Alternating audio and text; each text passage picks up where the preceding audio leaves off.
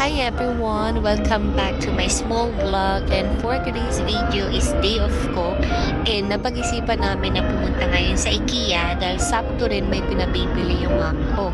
So ito yung mga madalas na ginagawa ng mga OFW pag day off nila.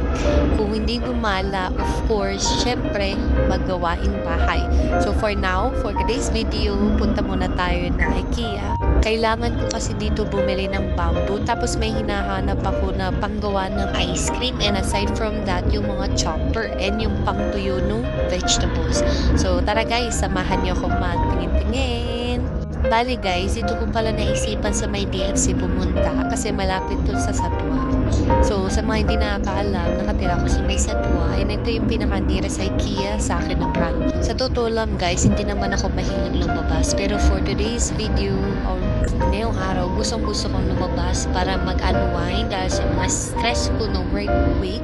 So ngayon, samahan niyo ako mag-window shopping. Magtitingin-tingin din ako ng mga equipment for kitchen kasi yun yung madalas na kulang sa akin, especially yung pang-grater tsaka yung knife, kasi medyo mapuro na rin yung knife na nandito sa amin sa bahay.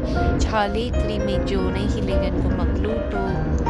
Yung mga alam niyo, yung mga pag-board kayo sa bahay pag off yun. Marami tayong mga naiisip na bagay-bagay na gusto lutuin or gawin para at least maging sulit yung day off natin. Guys, bali bigyan kayo ng trivia. Dati dito ako nag-work as a sales promoter from Nestle. So, ito yung pinaka-gusto ko na location kasi hindi lang sa malapit, napaka-accessible pa ng mga car lift. Tsaka dito ko na-amaze sa kanila kasi tingnan nyo, parang katulad na siya sa US and Japan. Kasi dati ng bata ako, parang gustong-gusto ko maging cashier. Lagi kasi ako kasama nung nanay ko pag namamalengke para doon sa mga paninda namin doon sa sari-sari store. Ewan ko ba, basta parang na-miss ako sa kanila doon sa trabaho nila mismo.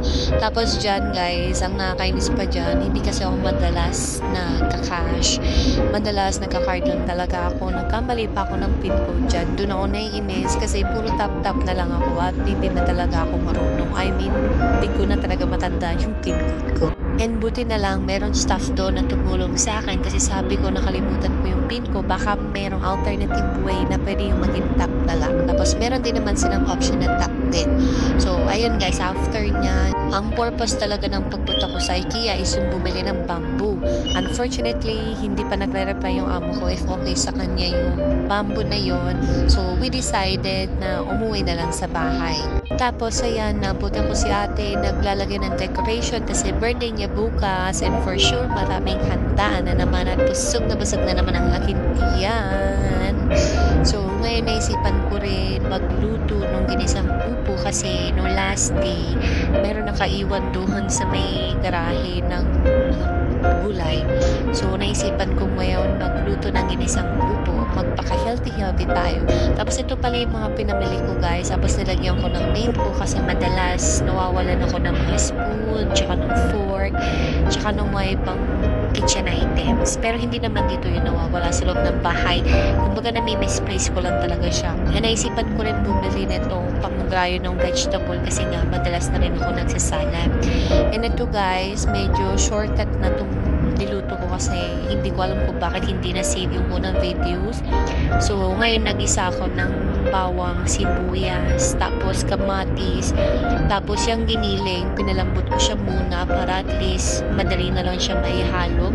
At gusto ko muna siya yung medyo may pagka-crispy or maging brown muna siya. And after niya, nilagyan ko ng hibi. Tapos, ayan na yung upo. So, medyo napuno yung kawali ko. So, ayan siya guys. So, lalagyan nyo lang siya ng mga pampalasa, asin, pepper. Tapos, naglagay ako ng pork cubes. And aside from that, yun nga, naglagay din ako ng mga 3 tablespoon na patis. Tapos, yung additional pampalasa is yung magic sarap. Ayan guys, luto na rin yung mainit ko na kanin. Tapos, yung mainit na sabaw ng ginisa na tikman na natin, and sobrang sarap guys. If you like this video, please give it a thumbs up and please hit the notification bell para lagi kayo updated sa mga video ko. Bye!